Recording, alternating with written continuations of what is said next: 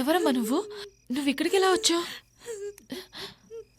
అయ్యో, ఈ గట్లేంటి?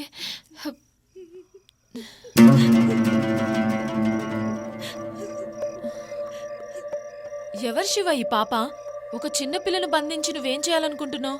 ఆగాగు, నేను చెప్తాను.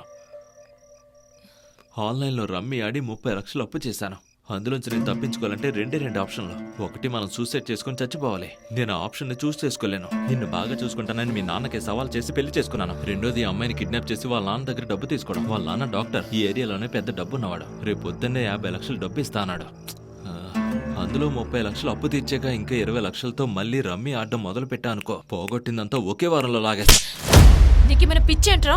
ఈ స్థాయికి వచ్చినా కూడా నీకింకా బుద్ధి రాలేదా? మళ్ళీ ఆడతాననే చెప్తున్నావు. ఇది వన్ వే ప్రియా. లోపలికొస్తే బయటకు రావడం కుదరదు. ఈ ఒకే రాత్రి ఓపిక పట్టు, డబ్బు వచ్చేస్తుంది. ఆ తర్వాత అన్నీ సర్దుకుంటాయి. డబ్బు కోసం ఏదైనా చేస్తావా నువ్వు?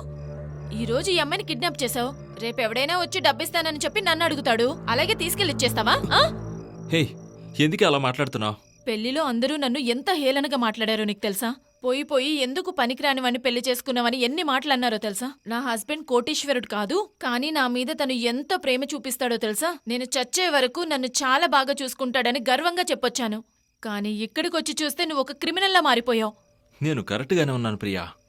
ఎస్ఎంఎస్లు చేసి నా అకౌంట్లో డబ్బు డిపాజిట్ చేసి డబ్బంతా లాగేశారు. ఇదే ఎస్కేపిజం. సొసైటీలో అన్నీ మిక్స్ అయ్యే ఉంటాయి. అందులో మంచేది చెడు ఏది అని నువ్వే చూస్ చేసుకోవాలి. ఇతరుల మీద అబాండాలు వేసి నువ్వు తప్పించుకోవడానికి చూడొద్దు. నిన్ను శివ, ఇప్పటికి కూడా ఏమీ జరగలేదు. తీసుకెళ్లి అమ్మాయిని ఎక్కడి నుంచి తీసుకొచ్చావో అక్కడ ఇచ్చేసాయి. నువ్వు చేసిన అప్పులు ఎలా తీర్చాలో మనం తర్వాత ఆలోచిద్దాం. ప్లీజ్ ప్రియా, అయినా నువ్వు ఇంత త్వరగా ఎందుకు వచ్చేసావు? ఈ ఒక్క రాత్రి వచ్చుకో, తెల్లారితే అంతా సర్దుకుంటుంది. అదంతా నాకు అనవసరం. వెళ్ళు ఆ పాపను వదిలిపెట్టేసిరా పో. వెళ్ళి ప్రియా, నువ్వు వెళ్ళి ప్రశాంతంగా నిద్రపో. నువ్వు పాపను తీసుకెళ్లి వదిలేసి రావు కదా? సరే, నేను పోలీసులకు ఫోన్ చేస్తే వాళ్లే వచ్చి తీసుకువెళ్తారు. ఏ ప్రియా, చెప్తున్నాను కదా, పోలీసులకు ఫోన్ చేయొద్దు. ఫోన్ వదులు శివ. ప్రియా వదులు. చెప్తున్నాను కదా, ప్లీజ్ శివ. చెప్పేది విను. శివ వదులు. ప్రియా, శివ నువ్వు వెళ్ళట్లేదు, నన్ను వదలట్లేదు. శివ వదులు.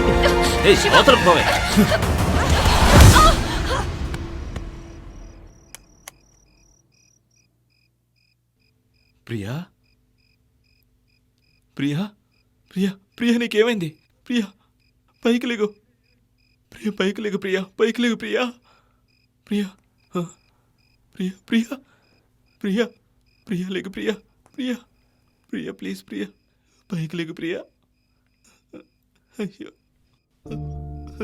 అయ్యో ప్రియా, అయ్యో ప్రియా, నన్ను క్షమించు ప్రియా. ప్రియా,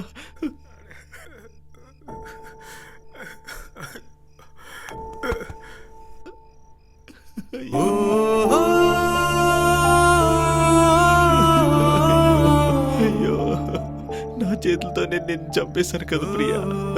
భగవంతుడా, ఇప్పుడు నేనేం చేయాలి? ప్రియా, నన్ను క్షమించు ప్రియా. అయ్యో,